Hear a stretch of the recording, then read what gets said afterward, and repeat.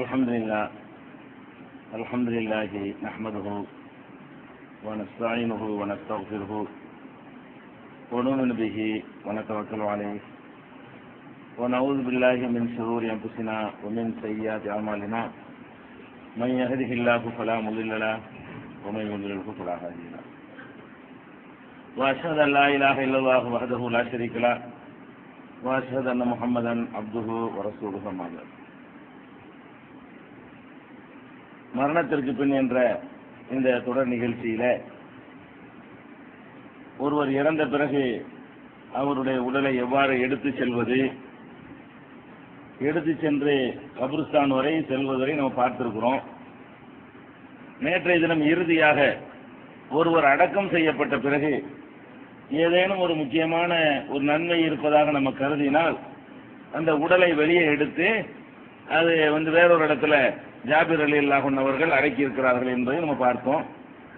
நபிகள் நாயகம் ஸல்லல்லாஹு அலைஹி வஸல்லம் அவங்க கூட என்ன பண்றாங்கன்னு கேட்டா இதையும் ஜாபிர் தான் அறிவிக்கிறாங்க, அவங்க தெரிஞ்சே தான் செஞ்சிருக்கிறாங்க.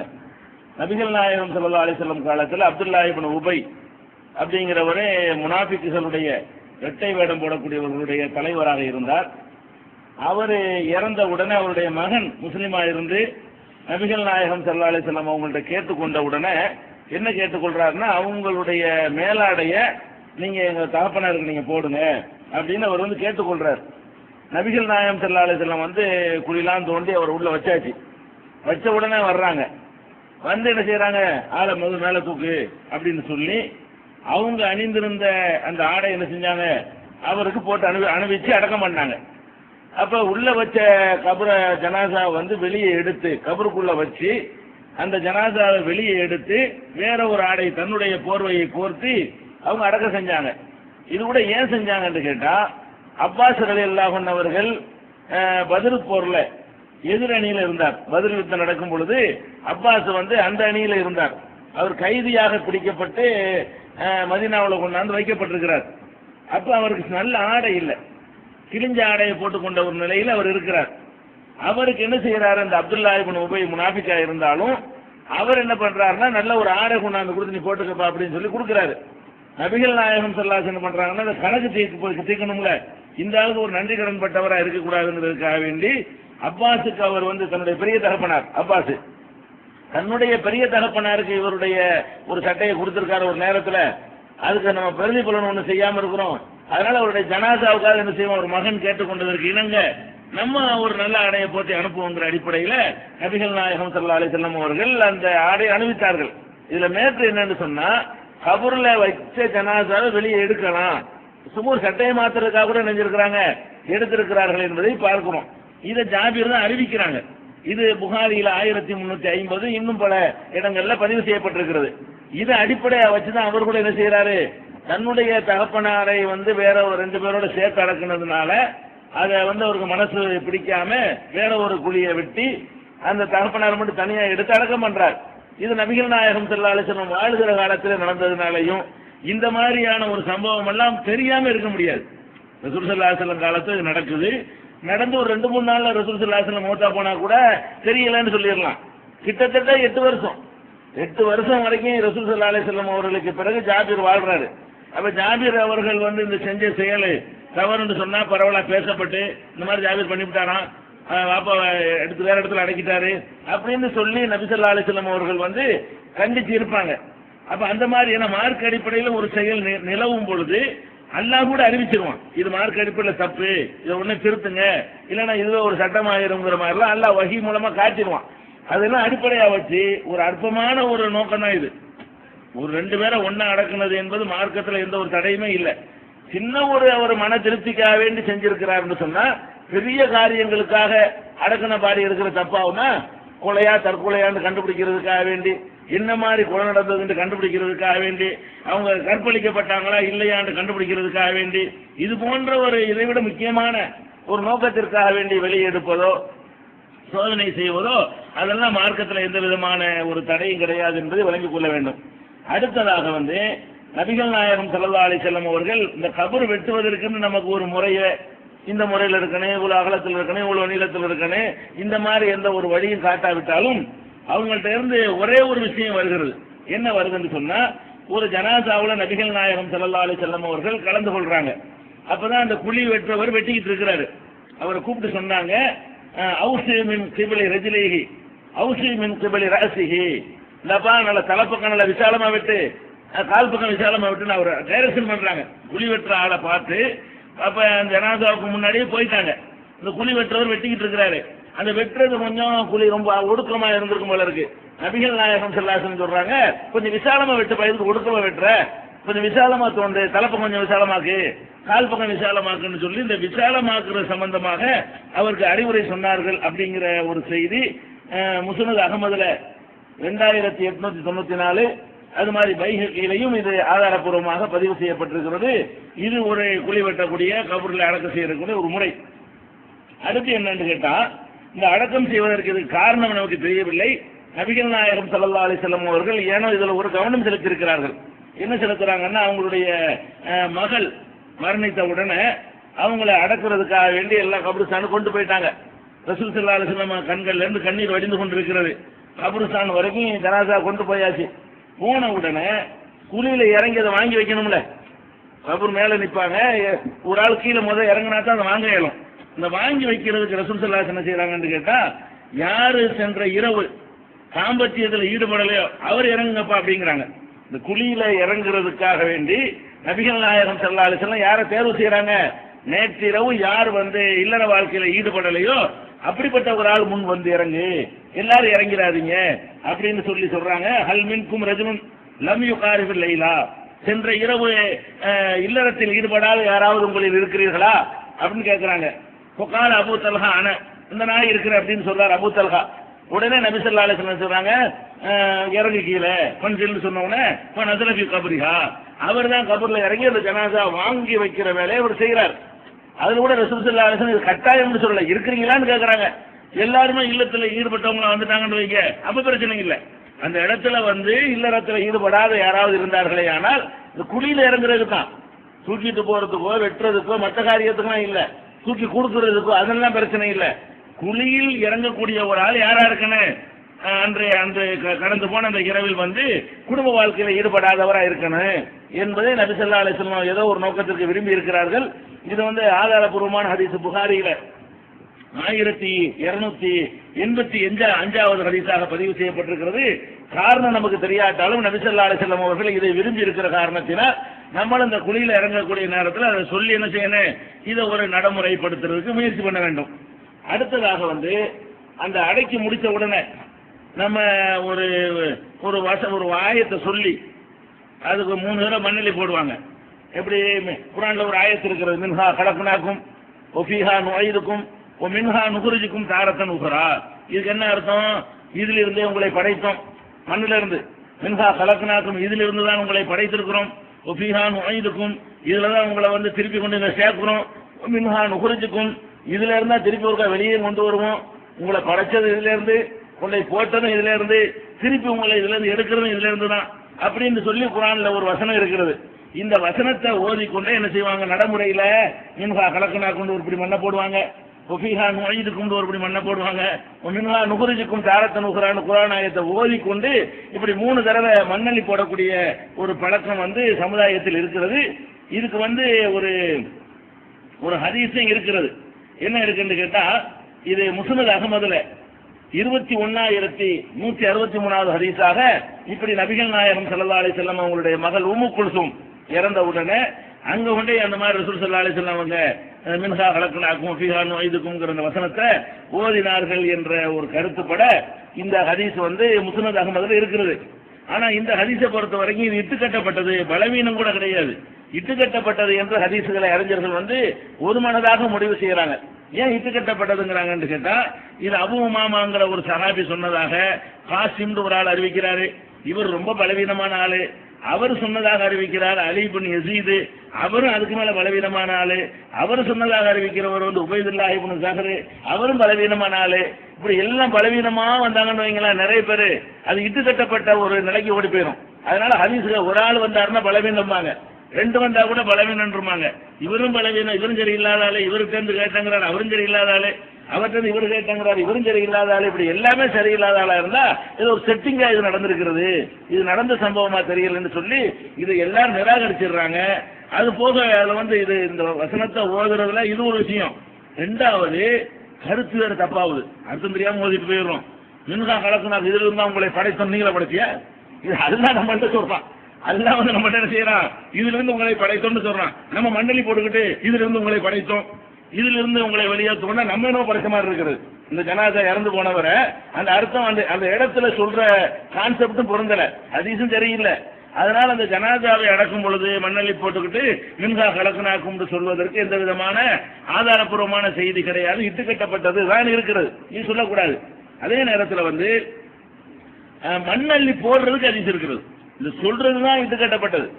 மின்ஹா கலக்குனாக்கும் சொல்லி பிஹான் ஒய்துக்கும் சொல்லி அப்படி செய்யறோம் பாருங்களேன். அந்த அந்த வசனத்தை சொல்வதுதான் தப்பே தவிர ஒரு 3 தடவை ஒரு 3 படி மண்ணள்ளி போடுவது என்பது நபிகள் நாயகம் ஸல்லல்லாஹு அலைஹி வஸல்லம் அவர்கள் செய்திருக்கிறார்கள் என்பதற்கு ஆதாரப்பூர்வமான ஹதீஸ் இருக்கிறது. அபூ ஹுரைரா ரலியல்லாஹு அன்ஹு அவர்கள் அறிவிக்கிற ஹதீஸ் இப்னு மாஜாவுல 1554வது ஹதீஸாக பதிவு செய்யப்பட்டிருக்கிறது.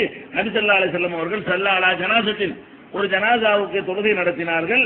சும்மா தா கபரல் மையித்தி, அந்த மையத்திலே கபர் இருக்கல, கபரு கிட்ட வந்தார்கள். ஹசா அலைஹி மின் கிபலி ராசிஹி ஸலாசன், தலைப்பக்கமாக ஒரு 3 படி மண்ணள்ளி போட்டார்கள். சும்மா ஒரு 3 படி மண்ணள்ளி தலைப்பக்கமா எல்லாரும் மண்ணை தள்ளி விடணும்ல, இருக்கிற எல்லாரும் கொஞ்சம் கொஞ்சம் தள்ளணும். அதுக்காக என்ன செய்யறது, நம்ம ஒரு 3 படி மண்ணள்ளி தள்ளிட்டு வர வேண்டியதான். அப்படி நபிகள் நாயகம் ஸல்லல்லாஹு அலைஹி வஸல்லம் அவர்கள் 3 படி மண்ணள்ளி போட்டார்கள் என்பதற்கு இப்னு மாஜாவுல் ஆதாரப்பூர்வமான ஹதீஸ் இருக்கிறது. அது செய்யலாம். ஆனா எது இல்ல, அந்த நேரத்தில் ஓதுறோம்ல அதுதான் இல்ல. மின்ஹா கலக்குனாக்கும் அந்த மாதிரி ஓதுற துவாவெல்லாம் கிடையாது, சும்மா மண்ணள்ளி போட வேண்டியதான். அதுக்கு ஓதுற துவாவோ வசனங்களோ திக்ரோ தஸ்பீஹோ ஒண்ணுமே கிடையாது. அதே மாதிரி இந்த ஜனாசாவை ஒரு ஆள் இறங்கிடுவாரு, ஒரு ஆள் 2 ஆள் மேல நிற்பாங்க, தூக்கி கொடுப்பாங்க. கீழே ஒரு ஆள் 2 ஆள் என்ன செய்வாங்க, நல்ல வயசான ஆளுக்கு வாங்குற மாதிரி ஆளுக்கு நிற்பாங்க. அப்படி இறக்கும் பொழுது அப்போ சொல்வதற்கு ஒரு துவா இருக்குது, சின்ன துவா தான், பெரிய கஷ்டமான துவாவெல்லாம் இல்ல. பிஸ்மில்லாஹி வ அலா சுன்னத்தி ரசூலில்லாஹி ஸல்லல்லாஹு அலைஹி வஸல்லம், அல்லாஹ்வின் பெயராலையும் அல்லாஹ்வுடைய தூதருடைய சுன்னத்து பிரகாரமும் இதை நான் செய்கிறேன். இந்த அடக்கம் என்ற இந்த மெத்தேடு எங்களுக்கு அல்லாஹ்வுடைய தூதர் சொல்லி தந்தது, அந்த முறைப்படி நாங்கள் செய்கிறோம் அப்படிங்கிற ஒரு உறுதிமொழி கூட, சின்ன விஷயம். பிஸ்மில்லாஹி வ அலா சுன்னத்தி ரசூலில்லாஹி ஸல்லல்லாஹு அலைஹி வஸல்லம் அப்படிங்கிற ஒரு வார்த்தையை சொல்லணும். இது நபிகள் நாயகம் ஸல்லல்லாஹு அலைஹி வஸல்லம் அவர்களே நமக்கு கட்டளை இடுகிறார்கள். இதா வலாத்து மௌதாக்கும் ஃபி குபூரிஹிம், இறந்தவர்களை அவர்களுடைய கபர்களில் நீங்கள் வைக்கும் பொழுது கூழு நீங்கள் எல்லாம் சொல்லுங்கள். பிஸ்மி வைக்கிறாள் தான் சொல்லணும், நிக்கிற 50 பேர் சொல்லக்கூடாது. அந்த கீழே நின்று வாங்குறவரை மேல நின்று இறக்குறவங்க, அதை வைக்கிறவங்க நம்ம எல்லாம் இன்னும் பார்த்துக்கிட்டு இருந்தோம்னா நம்ம சொல்ல தேவையில்லை. அதை வாங்கி வைக்கிறவங்க எப்படி வைக்கணும், பிஸ்மில்லாஹி வ அலா சுன்னத்தி ரசூலில்லாஹி ஸல்லல்லாஹு அலைஹி வஸல்லம் என்று நீங்கள் சொல்லுங்கள். மூத்தாவை இறந்து போனவர்களை கபர்ல வைக்கும் போது சொல்ல வேண்டும் என்று நபிகள் நாயகம் ஸல்லல்லாஹு அலைஹி வஸல்லம் சொன்னது இப்னு உமர் வழியாக பதிவு செய்யப்பட்டிருக்கிறது. இது முஸ்னத் அஹ்மதுல 4982, 5115 ஆகிய ஹதீஸ்களில் இடம்பெற்றிருக்கிறது. இது ஒரு முறை. அதுக்கப்புறம் அந்த அடக்கிலாம் மண்ணள்ளி போட்டோம்ல, போட்ட என்னென்ன செய்யக்கூடாதுன்னு ஒரு பட்டியல் தனியா இருக்கிறது. செய்யற விஷயங்களே நம்ம முடிச்சுட்டு செய்யக்கூடாது என்னென்னலாம் பழக்கத்தில் இருக்குதோ அது பூரா கைமை நம்ம வரிசையா ஒண்ணுனா பார்ப்போம், என்னென்னலாம் இல்லாத விஷயங்கள், செய்ய வேண்டிய விஷயங்கள். அதுல சிலதை தவறாக புரிந்து கொண்டு சில காரியத்தை செய்யறாங்க. அடக்கி முடிச்ச உடனே என்ன செய்வாங்கன்னு கேட்டா, அங்கனக்குள்ள இருக்கிற ஏதாச்சும் ஒரு செடி கொடியை பறிச்சுட்டு அந்த இடத்துல அந்த கபர் மேல என்ன செய்வாங்க, அதை ஊண்டி வைப்பாங்க. என்ன காரணம்னு கேட்டா, இதை நம்ம ஊண்டுனோம்னா இது முளைக்கும், இது வளர்ந்தா அது ஒவ்வொரு செடி கொடிகளும் தஸ்பீஹ் செய்யுது அப்படின்னு குர்ஆன்ல இருக்குதா இல்லையா? அதனால செடி கொடிகள்லாம் தஸ்பீஹ் செய்யறதுனால, இது தஸ்பீஹ் பண்றதுனால அவருக்கு வேதனை லேசாகும். எதுக்கு இதை வைக்கிறாங்கன்னு கேட்டா, அடக்கி முடிச்ச உடனே அந்த பகுதியில் என்ன செடி கிடைக்குமோ அந்த செடியை கொண்டு அதில் ஊண்டி என்ன செய்வாங்க, தண்ணிலாம் ஊற்றி அதை தொடர்ந்துலாம் பராமரிக்கலாம் கிடையாது, சும்மா சடங்கு தானே எல்லாம். மரத்தை ஊற்றினா டெய்லி போய் பார்த்து தண்ணி ஊற்றி அதுக்காக செய்யறாங்க, அப்படி செய்ய மாட்டாங்க. 4 நாள் கழிச்சு போய் பாருங்க, ஆடி போய் கிடக்கு. சும்மா அப்படி சொல்லிக்கிறது, தத்துவம் சொல்லிக்கிறது. அப்ப அந்த செடிக்கு என்ன செய்வாங்க, அதை ஊண்டி தண்ணியை ஊற்றிட்டு வந்துருவாங்க. ஏன்னு கேட்டா காரணம் என்ன சொல்லுவாங்கன்னு கேட்டா, அந்த செடிகள் தஸ்பீஹ் செய்யுதுன்னு சொல்லுவாங்க. ஆனா இதுக்கு ஒரு ஹதீஸையும் ஆதாரம் காட்டுவாங்க. என்ன ஹதீஸ்? நபிகள் நாயகம் ஸல்லல்லாஹு அலைஹி வஸல்லம் அவர்கள் ஒரு பிரயாணத்துல ஒரு பக்கம் போய் கொண்டிருக்கிறார்கள். அப்ப 2 கபர் பக்கத்துல இருக்கிறது. அந்த 2 கபர்ல உள்ளவர்களும் வேதனை செய்யப்படுகிறார்கள் என்பது அல்லாஹ்வுடைய தூதரா இருக்கிற காரணத்தினால அல்லாஹ் அறிவிச்சு கொடுத்திருக்கிறான். அவங்க சொல்றாங்க இந்த ரெண்டு கபர்ல இருக்கிறவர்களும் வேதனை செய்யப்படுகிறார்கள். ஏன் வேதனை செய்யப்படுகிறார்கள் கேட்டா, பெரிய பாரதூரமான குற்றம் செய்ததற்காக வேதனை செய்யப்படல. ஒரு ஆள் கோல் சொல்லிட்டு இருந்தார், இன்னொரு ஆள் சிறுநீர் கழிக்கும் போது மறைவிடத்தில் கழிக்க மாட்டாரு, 4 பேர் பாக்குற மாதிரி கழிப்பாரு, அந்த மாதிரி நம்ம நாட்டு மக்கள் கழிக்கிறாங்க, அது மாதிரி இப்படி கழிக்கக்கூடியவராக இருந்தார், அதனாலதான் வேதனை செய்யப்படுறாங்கன்னு சொல்லி ரசூல் ஸல்லல்லாஹு அலைஹி வஸல்லம் சொல்லிட்டு, அந்த வேதனை செய்யப்படுறத பார்த்துட்டு ஒரு ரசூல் சும்மா போக முடியுமா? நமக்கெல்லாம் வேதனை செய்யப்படுறது தெரியாது, அல்லாஹ்வுடைய ரசூல்களை காட்டி கொடுத்துட்டான். அப்ப காட்டி கொடுத்து நம்ம முன்னாடி வேதனை செய்யப்படுறத பார்த்துட்டு நம்ம பாட்டுக்கு போனோம்னா நம்ம உம்மத்துக்கு ஒன்றும் செய்யாத ஆயிடுவோமே அப்படிங்கிறதுக்காக என்ன பண்றாங்க, ரசூல் ஸல்லல்லாஹு அலைஹி வஸல்லம் ஒரு பேரிச்ச மட்டையை எடுத்துக்கொண்டு வர சொன்னார்கள். பேரிச்ச மட்டை ஒன்று எடுத்துட்டு வாங்க, அந்த கபர்கிட்ட நிக்கிறாங்க, அந்த 2 கபர்களையும் வேதனை செய்யப்படுது அப்படின்னு சொல்லிவிட்டு அந்த 2 கபருக்கு பக்கத்தில் நின்று கொண்டு ஒரு பேரிச்ச மட்டை எடுத்துக்கொண்டு வாருங்கள் அப்படின்னு சொன்னாங்க. அதை 2ஆக அவர்கள் உடைத்தார்கள். உடைத்து விட்டு இந்த கபூர்ல ஒண்ணு ஒரு பேரிச்ச மட்டை எடுத்து 2ஆ உடைச்சு, இந்த கபூர்ல ஒண்ணு அந்த கபூர்ல ஒண்ணு என்ன செஞ்சாங்க, நட்டி வச்சாங்க. நட்டி வச்ச உடனே அப்ப ரசூல் ஸல்லல்லாஹு அலைஹி வஸல்லம் கேட்கறாங்க, அல்லாஹ்வுடைய தூதரே இது ஏன் யார சொல்லலாம், லிம ஃபால்தஹாதா, ஏன் இப்படி செய்யறீங்க, மட்டையை ஒண்டி நட்டுறீங்க அப்படின்னு கேட்கறாங்க. அப்ப நபி ஸல்லல்லாஹு அலைஹி வஸல்லம் சொல்றாங்க, லஅல்லஹு யுகஃபஃபு அன்ஹுமா மாலம் யைபஸா, இந்த 2 காயிற வரைக்கும் அல்லாஹ் அவர்களுக்கு வேதனை லேசாக்க கூடும், இந்த 2 காயிற வரைக்கும் லேசாக்க கூடும் அப்படின்னு சொல்லி நபி ஸல்லல்லாஹு அலைஹி வஸல்லம் சொல்றாங்க. அப்ப இதுதான் ஆதாரமா வச்சு பாத்தீங்களா, ரசூல் ஸல்லல்லாஹு அலைஹி வஸல்லம் அவர்களே ஒரு மட்டையை வைத்திருக்கிறார்கள். அப்ப அதுல இருந்து என்ன செய்கிறது, இந்த மாதிரி பசுமை அந்த கபருக்கு மேல இருந்தால் அவங்களுக்கு வேதனை லேசாக்கப்படும் என்று என்ன செய்யறாங்க அப்படிங்கிறாங்க. இப்படின்னா ஒரு ஆளுக்கு கூட வேதனை இல்லாம ஆக்கிவிடலாம். 50 பேருக்கு ஒரு பெரிய ஆலமரத்தை நட்டி வச்சோன்னு வைங்களேன், அதுக்கு ஆலமெல்லாம் யாருக்குமே வேதனை இருக்காது. ஆனா நீ யோசிச்சு பார்க்க வேண்டும், இந்த ஹதீஸை இப்படித்தான் புரிஞ்சு கொள்வதா? இப்படி புரிஞ்சு கொள்ள இயலாது. ஏன்னா இதுல வந்திருக்கக்கூடிய பல பல ரிவாயத்துகளை, பல அறிவிப்புகளை வச்சு பார்த்தோம்னு சொன்னா, நபிகள் நாயகம் அந்த மரத்தினால, அந்த மட்டையினால அவங்களுக்கு வேதனை லேசாக்கப்படவே இல்லை. எதனால விளங்குது பாருங்க. அதுக்கு முந்தி நம்ம மரஞ்செடிகள் இருக்குல்ல, இந்த மரஞ்செடிகள்ல பேரிச்ச மரம், இந்த பனை மரம், தென்னை மரம், அதெல்லாம் ஒரு ஜாதிங்க, அதெல்லாம் அது ஒரு வகையான ஜாதி. மற்ற மரங்கள்லாம் ஒரு ஜாதி, செங்குத்தா வளருதுல, பேரிச்சை, தென்னை, அது மாதிரி பனை மரங்கள்லாம் அதுல உள்ள மட்டையை கொண்டு முளைக்காதுங்க. வேற எந்த மரத்தினுடைய குச்சியை எடுத்து கொட்டினாலும் முளைக்கும். பேரிச்ச மரத்து மட்டையை எடுத்து கொண்டு முளைக்குமா? முளைக்கவே செய்யாது. முளைக்கிற தன்மை எதுவும் கிடையாது, இந்த 3க்கும் கிடையாது. இந்த 3க்குன்னா அது வித்துல இருந்தா முளைக்குமே தவிர, முருங்கை மரம் இருக்கு, ஒரு குச்சியை உடைச்சு வச்சு அது தனியாக தளர்த்துட்டு வரும். வேப்ப மரத்துல குச்சியை எடுத்து வச்சாலும் செய்யும், அது முத்தின குச்சியா இருக்கணும், அதெல்லாம் பிஞ்சியா உள்ளது, அதெல்லாம் முளைக்காது. கொஞ்சம் முத்திய குச்சியா இருந்துச்சுன்னு சொன்னா அதை நட்டு வச்சு என்ன செய்யலாம், எந்த ஒரு மரத்தையும் அந்த குச்சியை ஊண்டி வச்சு தண்ணி ஊற்றி அதுக்கு ஒரு அங்குரம் போட்டோம்னு சொன்னா அது தனியா வேர் விட்டு அது தனியா என்ன செய்யும், விதையில இருந்து முளைக்கிற மாதிரி அதுவே முளைக்கக்கூடிய ஒரு காட்சியை நீங்க பார்க்கலாம். ஆனால் பனைமரத்தினுடைய மட்டையோ, தென்னை மரத்தினுடைய மட்டையோ, பேரிச்ச மரத்தினுடைய மட்டையோ ஊண்டி வச்சா முளைக்காது. அப்ப ரசூல் ஸல்லல்லாஹு அலைஹி வஸல்லம் முளைக்கிற செடி தேடிக்குவான்னு சொல்லல, அதாவது முளைச்சு காலமெல்லாம் இது இருக்கணும், அது ஈரம் இருக்கிற வரைக்கும் அப்படி செய்யாம எது முளைக்காதோ அதுக்குள்ள என்ன செய்யறாங்களாம், ஒரு அறிவிப்புல வருது, சக்கஹா நிசுபைனி, இப்படி உடைக்கல, இப்படி பிறந்தாங்களா 2, மட்டையே முளைக்காது. அந்த மட்டையை கூட ரசூல் ஸல்லல்லாஹு அலைஹி வஸல்லம் மட்டையை எடுத்து இப்படி 2 அப்படி வெட்டல, இப்படி பொளக்குறாங்க, மீனை பொளக்குற மாதிரி என்ன செய்யறாங்க, அப்படி 2 அது மாதிரி பொளக்குறாங்க. அப்ப பொளந்தா என்னவாகுன்னு சீக்கிரம் காஞ்சி போயிடும். மட்டையை பொளக்காம ஊண்டி வச்சாலாவது கொஞ்ச நேரத்துக்கு அந்த மேல கோட்டிங் இருக்கிறதுனால காயாம இருக்குங்க. அறுத்து விட்டு என்ன வைங்களேன், கோட்டிங் போயிடுது, சீக்கிரம் காஞ்சி போயிடாது. அப்ப நம்மளே விறகு காய போடுறது என்ன செய்வோம், முழு கட்டையை வெட்டி தானே போடுவோம், வெட்டி போட்டா சீக்கிரம் காஞ்சிடும். முழு கட்டையை போட்டீங்கன்னா லேட்டாகவும் காயறதுக்கு, ஏன்னு கேட்டா மேல கவர் பண்ணி இருக்கிறதுனால. அப்ப ரசூல் ஸல்லல்லாஹு அலைஹி வஸல்லம் என்ன பண்றாங்க, எடுக்க சொல்ற மரமே முளைக்காத எடுக்க சொல்றாங்க.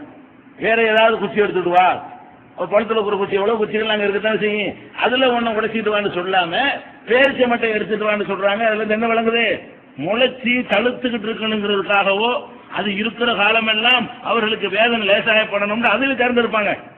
ரசூல் ஸல்லல்லாஹு அலைஹி வஸல்லம் மரம் அதுல இருக்கிறதுனால, செடி அதுல இருக்கிறதுனால அவருக்கு வேதனை குறையும் என்றால் எதை தேர்ந்தெடுப்பாங்க, அதுக்கு தகுந்த மாதிரி முளைக்கக்கூடியதையும் பட்டு போகாததையும் காஞ்சி போகாததையும் தேர்ந்தெடுப்பாங்க. காஞ்சி போறதை முளைக்காத தேர்ந்தெடுக்கிறாங்க. 1.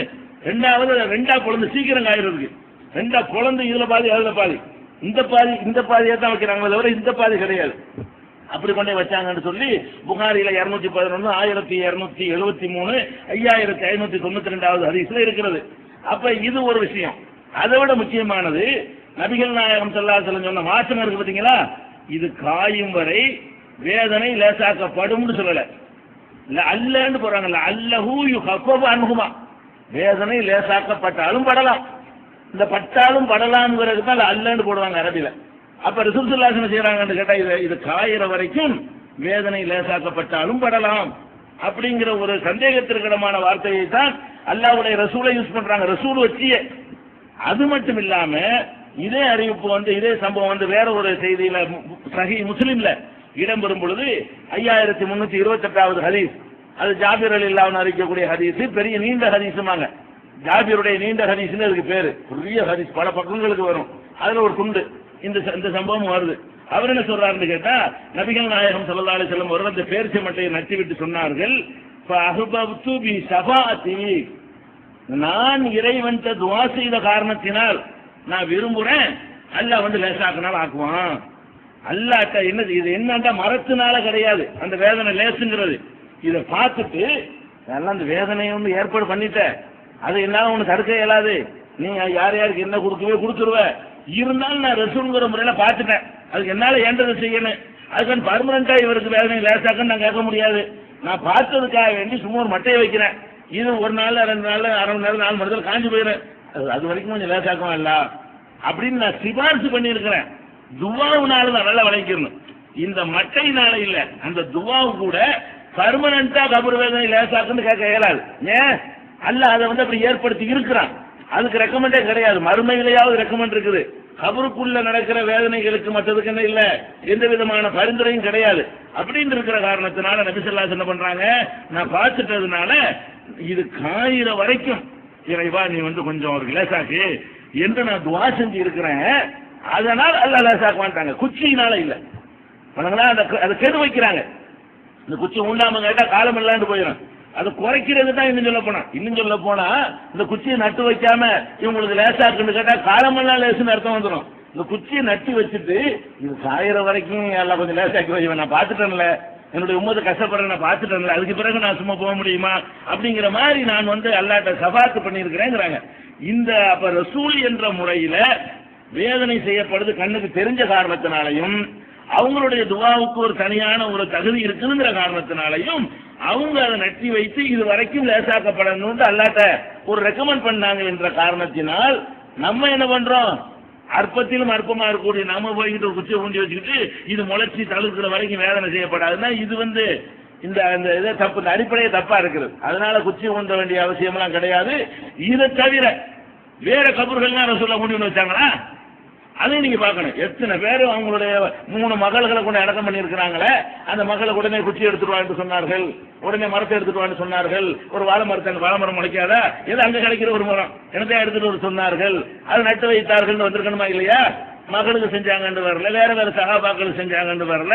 அப்ப யாருக்கும் இந்த மாதிரி செஞ்ச இந்த ஒண்ணு தவிர, இந்த 2 பேருக்கு ஒரு நேரத்தில் செய்யறாங்களே, இதை தவிர அவங்க வாழ்நாளில் ஒவ்வொரு எத்தனை கபிரஸ்தானுக்கு போயிருக்கிறாங்க, அங்க நின்றா குடிய பெருசா விட்டு அகலமா விட்டுலாம் சொன்னாங்களே, அதெல்லாம் சொன்ன ரசூல் ஸல்லல்லாஹு அலைஹி வஸல்லம் குச்சி நட்டு வைன்னு சொல்லல, அது இதுக்கு மட்டும்தான் சொல்லி இருக்கிறாங்க. அதுவும் என்னுடைய ஷஃபாஅத்துனாலன்னு சொல்லிட்ட காரணத்தினால இந்த கபர்ல குச்சியை நட்டி நம்ம ரசூலுக்கு பாட்டி ஏறக்கூடாது, நம்மளும் ரசூல் ஒண்ணு, ரசூலுக்கு ஈக்குவலா நம்ம வந்துடக்கூடாது. இதெல்லாம் ரசூலுங்கிற அந்தஸ்துக்கு உள்ளது, அந்தஸ்துல போட்டி போடக்கூடாது. பொதுவான விஷயங்கள்ல ரசூலை பின்பற்றணும். ரசூல் என்பதற்காக கொடுக்கப்பட்ட தகுதியில போய் என்ன செய்யக்கூடாது, நம்ம அவங்க செஞ்சா நாங்க ஏன் செய்யக்கூடாதுன்னு கேட்கக்கூடாது. அல்லாஹ்வுடைய தூதர் என்பதற்கான சிறப்பு தகுதி. அதனால மரமட்டையை நடுறது என்பது கூடாது. அடுத்தது அடக்கம் பண்றோம்ல, எல்லாம் பண்ணி அடக்கம் பண்ணியாச்சு. அடக்கம் பண்ணும் பொழுது அது எவ்வளவு உயரத்துக்கு இருக்கணுங்கிறது ஒரு பெரிய மேட்டரா இருந்துகிட்டு இருக்குது. அது ஒரு மேட்டரே கிடையாது இஸ்லாத்துல. என்ன கணக்கு என்று கேட்டால், கபரில் இருந்து எண்ணத்தை நீங்கள் எடுத்தீர்களோ அதை விட அதிகமாக்காதீர்கள் என்று ரசூலுல்லாஹ்வுடைய கட்டளை. கணக்கு உழவுதான். ஒரு ஆளை நீங்க அடக்கம் பண்றீங்கன்னா அதுக்கு ஒரு குழியை வெட்டிருப்பீங்க, வெட்டின உடனே என்ன ஜனாசா வைப்பீங்க. இப்ப போட்டீங்கன்னா ஏற்கனவே இருந்த மட்டத்துக்கா இருக்காது, கண்டிப்பா இருக்காது. இந்த ஜனாசா எவ்வளவு இடத்தை அடைக்குதோ அவ்வளவு மண்ணு மிச்சமா போயிடும். அந்த ஜனாசாவுக்கு மேல ஒரு கவர் வேற பண்ணுவாங்க, அந்த மரம் மட்டும் வச்சு இந்த பனை மரம் இதெல்லாம் வச்சு என்ன செய்வாங்க, அந்த இடம் அளவுக்குள்ள மண்ணு மிச்சமாகும். பிளஸ் அழுத்தி கிடந்துச்சு மண்ணு, வெட்டுறதுக்கு முன்னாடி என்ன செஞ்சு அழுத்தமா கிடந்துச்சு. இப்ப பிரிச்சு எடுத்துட்டு மரம் கொண்டு அழுத்தம் குறைஞ்சிடும். அது 4 வட்டத்தில் அமுங்கி அமுங்கி அமுங்கி அமுங்கி போய் இருந்த ஒரு மண்ணை நம்ம வெளியே எடுத்து ஒரு குழியை வெட்டிட்டு திருப்பி அதில் போட பார்ப்போம். அதே குழியில வேற ஜனாசா கூட நீங்க வைக்க வேணாம். ஒரு 4 அடிக்கு ஒரு குழியை வெட்டி போட்டு திருப்பி அதில் கொட்டினீங்கன்னு சொன்னா அந்த மட்டத்துக்கு இருக்காது. அது மறைய அளவுக்கு இருவுறதுக்கு 3 மாசம் 6 மாசம் ஆகும். படிப்படியா அது இறுகி கொஞ்சம் கொஞ்சமா தண்ணி ஊற்றி ஊற்றி என்ன செய்யணும், அது இருக்கிறது கொண்டு வரும், லூஸ் பண்ணிடுறோம்ல. அந்த மாதிரி இருக்கிற காரணத்தினால அந்த கபூர்ல எடுத்தது எவ்வளவு மிஞ்சில மேல போட்டுடலாம். அது ஒரு அடி 2 அடி 3 அடி 4 அடியெல்லாம் கூட இருக்கும். தரமட்டத்துக்கு மேல தரமட்டத்துக்கு மேல பாத்தீங்கன்னா அந்த மண்ணை குவிச்சோம்னா இப்படி இவ்வளவுக்கு இருக்கும், தப்பு கிடையாது. ஆனா என்ன செய்யக்கூடாது, ஒரு வண்டி மண் ஆட்டின்ற கூடாது, வெளியே மண்ணை கொண்டு வந்து என்ன செய்யக்கூடாது. இதை நீங்க வச்சு இருந்தாலும் கொஞ்ச நாள்ல புசுக்கு போயிடலாம். கீழே உள்ளது அந்த அரிச்சவன் அது உள்ள போயிடும். இதுல உள்ள ஊனு தண்ணி எல்லாம் அப்படி கீழே வடிஞ்சு போயிடும். கடைசியில எலும்பு மண்ணோட மண்ணா மக்கி போயிடும். அதுல ஒண்ணுமே இருக்கா. மொத்தத்தையும் பிரஸ் பண்ணோன்னு வைங்க, மனுஷனை 1/2 கிலோ தர மாட்டாங்க. நம்மள மொத்தத்தையும் தண்ணி கிண்ணி எல்லாத்தையும் மைனஸ் பண்ணி விட்டு அப்படி பிரஸ் பண்ணி அடிச்சோம்னு சொன்னா நம்ம எவ்வளவு இருப்போம், ஒரு 1/2 கிலோ மொத்தத்துல சேருவோம். அவ்வளவுதான் இருக்கும். அந்த அளவுதான் அதுல அவனால இது அதிகப்படுத்திருக்க முடியுமே தவிர அதுக்கு மேல கூடுதலா அதிகப்படுத்திருக்க இயலாது. அதனால நீங்க பாத்தீங்கன்னா ஒரு ஆள் அடக்கம் பண்றதா இருந்தால் அந்த கபரில் எடுத்த மண்ணை விட அதிகப்படுத்தக்கூடாது. அது எவ்வளவு அதிக எடுத்தியோ அது எவ்வளவு உயரமா இருந்தாலும் பரவாயில்லை, அது நிரந்தரமா இருக்க போறது இல்லை. அது நாளடைவில் தன்னால என்ன செஞ்சிடறேன், ஒரு மழை பெஞ்சோன்னா வெயில் அடிச்சோன்னா அது தன்னால கொஞ்சம் கொஞ்சமா இறங்கி சமநிலைக்கு வந்துடும். அதை தரமட்டமாக்குறது என்பது நபிகள் நாயகம் ஸல்லல்லாஹு அலைஹி வஸல்லம் சொல்றாங்க. ஜாபிர் ரலியல்லாஹு அன்ஹு அறிவிக்கிறார்கள், ரசூல் ஸல்லல்லாஹு அலைஹி வஸல்லம் அவர்கள் தடை செய்தார்கள் பல காரியங்களை. அதில் ஒரு காரியம் என்னன்னு கேட்டா, ஐயுஸாத அலைஹி, கபரின் மீது எடுத்த மண்ணை விட அதிகப்படுத்துவதை தடுத்தார்கள். அதுல என்ன எடுத்தமோ அதை கொண்டு போட்டுடலாம். அதனால உயரமா வந்தாலும் சரி, இந்த உயரமா வருவது இப்படி தூக்கி வைப்பாங்க, ஸ்கொயரா வைப்பாங்க, அது உங்க இஷ்டம், அது ஒரு மேட்ரு கிடையாது. ஆனால் என்ன செய்யக்கூடாது, கூடுதல் மண்ணை கொண்டே எங்க போட்டக்கூடாது. குடியில வெட்டி எவ்வளவு எடுத்தமோ அதே மண்ணை அதுக்கு மேல வச்சுட்டு வந்துட வேண்டியது. அந்த அளவுக்கு ஒரு கபரை என்ன செய்யலாம், மண்ணை கொண்டு போய் ஒசத்தலாம். அந்த மண்ணை கொண்டே ஒசத்துறது உயரமாக்குதல் என்ற ஒரு கணக்கில் வராது. மேற்கொண்டு நீங்க வச்சாலோ அல்லது சிமெண்ட் ஜல்லி சுண்ணாம்பு போட்டு கட்டினா தான் அதுக்கு தடை இருக்கிறது. பின்னாடி நம்ம பார்க்க போறோம். அப்ப இந்த மாதிரி அந்த கபரின் மீது கூடுதல் மண் போடக்கூடாது, எடுத்ததான் போடணும். இதுல கவனமா இருக்க வேண்டும். அடுத்தது என்ன செய்வாங்கன்னு கேட்டா, இறந்து போன உடனே அங்கங்க ஒரு கல்லை ஊண்டி எழுதி வச்சிருவாங்க இன்னார். அது அந்த சைஸான ஒரு கல்லு கட்டையெல்லாம் இருக்குது. பேர் கல்வெட்டு மாதிரி பெரிய சாதனை செஞ்ச ஆளுகளுக்கு கல்வெட்டு வைக்கிற மாதிரி ஒரு கட்டடத்தை திறந்து வச்சா ஒருத்தன் பேர் வைப்பாங்க. அது மாதிரி ஆகிவிட்டாங்க. மூத்திகள் என்ன இருக்குது, செத்து போனது கூட என்னங்க பெருமை. ஒரு மனுஷன் உசுரோட இருக்கும்போதா ஏதாவது இருக்கு, மூத்தா போனது என்ன இருக்குது, முடிஞ்சு போச்சுக்காத. அதுலயும் பெருமை அடிச்சுக்கிறீங்க. எங்க வாப்பா அவரு, உன் வாப்பாவோட என் வாப்பா பெருசா இருக்கு பத்தியா, அப்படி காட்டுறாங்களாம். ஜனாசாவில் என்னத்தை பெருசா இருக்குன்னு கேட்கறான். அது மாதிரிலாம் என்ன செய்யறாங்க, இப்ப அதுல போய் கட்டடம் கட்டுறது பண்றது, கல்வெட்டு வைக்கிறது, இதெல்லாம் இருக்கிறது. நபிகள் நாயகம் ஸல்லல்லாஹு அலைஹி வஸல்லம் தடுத்தார்கள் என்று இதே ஹதீஸ்ல ஜாபிர் அறிவிக்கிறாங்கல்ல, அதுல வருகிறது குத்தப அலைஹி, அதன் மீது எதையும் எழுதுவதை ரசூல் ஸல்லல்லாஹு அலைஹி வஸல்லம் அவர்கள் தடை செய்தார்கள். கபர் மேல எந்த விதமான கல்லையும் வச்சு இன்னார் அடங்கியிருக்கிறார் அப்படின்னு எழுதி வைக்கிற விளையாட்டுலாம் என்ன செய்யக்கூடாது, வச்சுக்கிறவே கூடாது. ஆனால் ஒரே ஒரு அனுமதி நமக்கு இருக்கிறது. என்ன அனுமதி என்று சொன்னால், நம்ம ஒரு ஆள் அடக்கம் பண்றோம், அதுக்கு பக்கத்துல நம்ம சொந்தக்காரங்களை அடக்கணும்னு நம்ம நினைக்குவோம், மனசுல நியத்து பண்ணிருப்போம். இவர் இறந்துட்டாரு, அந்த இடத்த கரெக்ட் அடையாளம் வச்சுக்கிட்டு அடுத்த தடவை நம்ம வாப்பா அம்மா இறந்துட்டாங்கன்னு வைங்களேன், அம்மாவுக்கு பக்கத்துல வாப்பா இறக்கணும்னு நினைச்சிருப்போம். அப்ப வாப்பா கபர் எது நமக்கு தெரியணுமா இல்லையா? தெரியணுங்கிறதுக்காக வேண்டி பர்மனன்ட் இல்லாத வகையில் ஒரு சின்ன ஒரு அடையாளம் வைக்கலாமான்னு கேட்டா அது வச்சுக்கலாம். என்ன அடையாளம் வைக்கிறது? நபிகள் நாயகம் ஸல்லல்லாஹு அலைஹி வஸல்லம் அவர்களே என்ன செய்யறாங்கன்னு கேட்டா ஒரு அடையாளம் வைக்கிறாங்க. என்ன அடையாளம் வைக்கிறாங்கன்னா, உஸ்மான் பின் மதூன் அவர் இறந்த பிறகு அவரை பற்றி தான் ஏற்கனவே சொல்லி இருக்கிறோம். என்ன சொல்லி இருக்கிறோம்? அல்லாஹ் உங்களை கண்ணியப்படுத்தி விட்டான்னு சொல்லி ஒரு அம்மா சொல்ல, உனக்கு எப்படி அது தெரியும் ரசூல்லா கண்டிச்சாங்கல்ல. அந்த சஹாபி ரசூல் ஸல்லல்லாஹு அலைஹி வஸல்லம் ரொம்ப நெருக்கமான ஒரு சஹாபி. அவர் இறந்த உடனே நபி ஸல்லல்லாஹு அலைஹி வஸல்லம் என்ன செய்யறாங்கன்னு கேட்டா, அடக்கி முடிச்ச பிறகு அந்த கல்லை எடுத்துட்டு வாப்பாங்கிறாங்க. பக்கத்துல ஒரு பாறை மாதிரி கிடக்கு ஒரு கல், அது தூக்கிட்டு வாங்குறாங்க. அது ரொம்ப பெரிய கல்லா இருந்து தூக்க முடியல. அவர் தூக்க ஏறலைங்கிறார். நான் போய் தூக்க போனேன், ஆனா தூக்க முடியல அப்படின்னு சொல்லி அந்த மனிதர் சொல்றாரு. உடனே ரசூல் ஸல்லல்லாஹு அலைஹி வஸல்லம் செய்யறாங்க, அவங்க போய் கையை சுருக்கி விட்டுக்கிட்டு அவங்க அந்த கல்லை தூக்கிட்டு வர்றாங்க. ரசூல் ஸல்லல்லாஹு அலைஹி வஸல்லம் உடல் வலிமை கூடுனால மற்றவங்களுக்கு முடியாது, அவங்க ஈஸியா செஞ்சிருவாங்க. அதை தூக்கி கொண்டு வந்து அந்த கபருக்கு மேல போடுறாங்க. அடக்கி முடிச்ச உடனே அந்த இடம் எதுவா நிறைய குளிச்சு குளிச்சு இருக்கிறது. இந்த இடத்துலதான் உஸ்மான் அடக்கம் பண்ணாரு அப்படின்னு தெரியணுமா? எதுக்கு தெரியணும்? அதை ரசூல் ஸல்லல்லாஹு அலைஹி வஸல்லம் செய்யறாங்க. காரணம் சொல்றாங்க, அத்தல்லும் பிஹா கபராகி அதுபோன இலைஹி மம்மாத்து மின் அஹ்லி. இதை ஏன் அப்படி அடையாளம் வைக்கிறேன்னு கேட்டா, என்னுடைய குடும்பத்தில் வேற யாராவது இறந்து விடுவார்களே ஆனால் இந்த பக்கத்தில் நான் அடக்கம் செய்ய போறேன், அதுக்காக வேண்டி இவர் கபர் எனக்கு தெரியணும், நூற்றுக்கணக்கான கபர்ல கொஞ்ச நாள்ல மறந்து போயிடுவோம், அதனால தெரியாம போயிடக்கூடாதுங்கிறதுக்காக வேண்டி இந்த கல்லை தூக்கி போடுறேன், நவட்டிட்டு போட முடியாம ஒரு பெரிய கல், சின்ன கல்லா இருந்தா பசங்க வச்சு விட்டு போயிடுவாங்க, கொஞ்சம் பெரிய கல்லா இருந்துச்சுன்னா அது அந்த இடத்துல கிடக்கும், அதனால தூக்குறதுக்கு சிரமப்படக்கூடிய ஒரு கல்லை கொண்டாந்து அந்த இடத்துல போட்டிருக்கிறாங்க, குடும்பத்தார் அடக்கம் செய்யறதுக்காக வேண்டி. அதுக்கு பிறகு போயிடும், அது காலமெல்லாம் இருக்காது, இந்த ஊண்டி வச்சு அதை ஸ்ட்ராங்குபடுத்துற மாதிரி உள்ளது இல்லாம சும்மதிக்கு மேல போடுறது, அது மாதிரி வேலையை செஞ்சிருக்கிறார்கள் என்பதற்கு இது ஒரு ஆதாரபூர்வமான ஹதீஸ் தான். இது அபூதாவுதுல 2791வது ஹதீஸாக இடம்பெற்றிருக்கிறது. இந்த அளவுக்கு நம்ம ஒரு அடையாளம் வைத்துக் கொள்ற தேவைப்பட்டால், அது கூட சில ஊர்ல என்ன செய்ய மாட்டாங்க, அந்த தர்த்தீப் வச்சிருப்பாங்க, நம்ம இஷ்டத்துக்குலாம் தேர்வு செய்ய முடியாது, அடக்கம் செய்யற இடத்த முதல்ல இது 2வது 3வது 4வது 50 இடம் வச்சிருப்பாங்க, 50 முடிச்சுட்டு தான் பர்மனி இங்க வரணும் ரவுண்டு முடிச்சுட்டு, அப்படிங்கும் போது நம்ம இஷ்டத்துக்குலாம் முடியாது, அல்லாஹ்வுடைய ரசூலா இருக்கனால அவங்க இஷ்டத்துக்கு அடக்க முடியுங்கிற காரணத்தினால ஒரு அடையாளம் வச்சாங்க. நீங்க அடையாளம் வைக்கிறதுனால அப்படி எதுவும் செய்ய இயலாதுன்னு சொன்னா அதுக்கு போய் அடையாளம் வைக்கிறது சரியில்லை. ஒரு இந்த அடக்கம் பக்கத்தில் உள்ள குடும்பத்தாரை அடக்கம் செய்வதற்காக வேண்டி ரசூல் ஸல்லல்லாஹு அலைஹி வஸல்லம் இந்த ஒரு ஏற்பாடை செய்திருக்கிறார்கள். இது ஒரு விஷயத்தை நம்ம விளங்கிக் கொள்ள வேண்டும். அடுத்தது அடக்கி முடிச்சிட்டோமா, அடக்கி முடிச்ச உடனே ஏற்கனவே ஜனாசாவனா தொழுகை நடத்தியாச்சுங்க, அடக்கம் செஞ்சாச்சு, அடக்கம் செஞ்சு முடிச்ச உடனே ரசூல் ஸல்லல்லாஹு அலைஹி வஸல்லம் என்ன செய்வாங்கன்னு கேட்டா, இப்ப வழக்கம் இது அவங்களுடைய வழக்கமாக இருந்தது. கான நபி ஸல்லல்லாஹு அலைஹி வஸல்லம் இதா பரக மின் தஃபனில் மையித்தி, ஒரு மையத்தை அடக்கம் செய்து முடித்த பிறகு நபி ஸல்லல்லாஹு அலைஹி வஸல்லம் அவர்கள் வகஃப அலைஹி, அந்த மையத்துக்கிட்ட நிற்பார்கள். அடக்கி முடிச்சோன்னு ஓடுறது இல்ல, எப்படா அடக்குவாங்க ரெடியா நிக்கிறது, வண்டி வச்சு ஸ்டார்ட் பண்ணிக்கிட்டு அடக்கிட்டாங்கன்னு வண்டி அப்படி எடுக்கிறது இல்ல. நபி ஸல்லல்லாஹு அலைஹி வஸல்லம் அவர்கள் என்ன செய்வார்கள்னா, ஒரு ஜனாசா அடக்கிட்டாங்கன்னு சொன்னா அதற்கு பக்கத்துல நிற்பார்கள், நின்று விட்டு கால சொல்வார்கள், இஸ்தக்ஃபிரு லி அஹீக்கும், உங்களுடைய சகோதரருக்காக எல்லாரும் பாவ மன்னிப்பு தேடுங்கள், இன்னஹு ஸலூலஹு தஸ்பீத், அவருக்கு உறுதிப்பாட்டை நீங்கள் அல்லாஹ்விடத்தில் கேளுங்கள், இன்னஹுலான இஸ்வல், இப்போது அவர் விசாரிக்கப்பட்டுக் கொண்டிருக்கிறார். வச்சு மண்ணை தள்ளின உடனே வந்துடுறாங்க முன்கர்ணிக்கு, அதெல்லாம் எப்படிங்கிற பின்னாடி பார்ப்போம். கேள்விகளை கேட்கிறாங்க, இந்த கேள்விகளை கேட்கறதுக்கு அவரே ரிப்ளை சொல்வதோட நம்முடைய துவாவும் சேரணும். எப்படி சேரணும், யாரெல்லாம் மலக்கெல்லாம் கேட்க போறாங்க, அவர் ஒழுங்கா பதில் சொல்றதுக்கு உறுதிப்பாடக்கூடாதுல்ல, கேள்விக்கு சரியான பதில் அதான் சொல்ல வேண்டிய நேரம் கொஞ்சம் செகண்ட்ல வந்துருவாங்க. முன்கர்ணிக்கலாம் அடுத்த வாரம் வந்து சொல்றதுல வேலை இல்லை, வச்சுட்டு நவண்டவுனா முன்கர்ணிக்கிறாங்க வந்துருவாங்க. அப்ப கேள்வி கேட்கறதுக்கு முன்னாடியே நம்ம என்ன செய்யணும், கேட்க வேண்டிய நேரத்தில் செஞ்சாலும் உதவியா இருக்கு.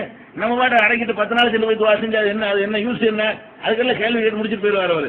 அப்ப வச்ச உடனே முன்கர்ணிக்கருடைய கொஸ்டின் இருக்கிற காரணத்தினால அடக்கி முடிச்ச உடனே அங்க நின்று கொண்டு என்ன செய்யணும், ஒவ்வொரு முஸ்லீமும் நபிகள் நாயகம் ஸல்லல்லாஹு அலைஹி வஸல்லம் தாமட்டிங்க செய்யல, நமக்கு உத்தரவு போடுறாங்க, இஸ்தக்ஃபிரு லி அஹீக்கும், உங்கள் சகோதரருக்காக நீங்கள் அல்லாஹ்விடத்துல பாவ மன்னிப்பு தேடுங்கள், இன்னஹுலான இஸ்வல், இப்ப அவர் விசாரிக்கப்படுகிறார் என்று ரசூல் ஸல்லல்லாஹு அலைஹி வஸல்லம் சொல்றாங்க. அப்ப நம்ம என்ன கேட்கணுமா, ஸலூலஹு தஸ்பீத், 2 கேள்வி கேட்கணுங்கிறாங்க. ஒன்னு யா அல்லாஹ் பாவத்தை மன்னிப்பாயாக, 2வது முன்கர்ணிக்கு கேட்கும் பொழுது உறுதியான பதில், சரியான பதில் சொல்வதற்கு ஒரு நாக்கில இருந்து அந்த வார்த்தைகளை வர வைப்பாயா, உங்க லாங்குவேஜில் கேட்கலாம். ரசூல் ஸல்லல்லாஹு அலைஹி வஸல்லம் தனி துவா கற்று தரவில்லை, நீங்களா கேட்டுக்கிறீங்க, நமக்கு தள்ளி விட்டாங்க. அப்ப ரசூல் ஸல்லல்லாஹு அலைஹி வஸல்லம் அங்க உட்கார்ந்து ஓதி ஆமீன் சொல்றது கூட உண்டாக்கல. நில்லுங்க எல்லாரும் துவா செய்ய போறேன், 50 பேர் ஆமீன் சொல்லுங்க அப்படின்னு சொல்லாம, நீங்கள் உங்கள் சகோதரருக்கு பாவ மன்னிப்பு கேட்டுக்கொள்ளுங்கள், நீங்கள் அவருக்கு உறுதிப்பாட்டை கேளுங்கள், இவ விசாரிக்கப்படுகிறாருங்கிறாங்க. அப்ப என்ன வழங்குது, அடக்கி முடித்த பிறகு ஒவ்வொருவரும் தனிப்பட்ட முறையில அந்த இறந்தவருக்கு பாவ மன்னிப்பு கேட்க வேண்டும்.